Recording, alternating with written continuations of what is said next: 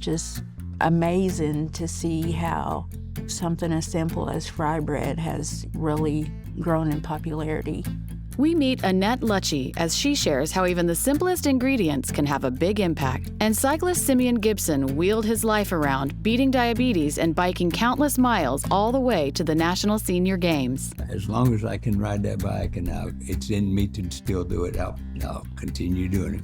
And learn about the history and evolution of the Cherokee Nation Capitol building that still stands today in Tahlequah, Oklahoma. What the Cherokees are trying to do at these times of stress is to show in brick and mortar that they are a substantial people.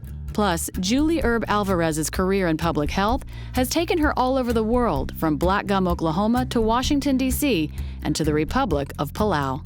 It truly is like being on another planet. You're in the middle of the Pacific Ocean.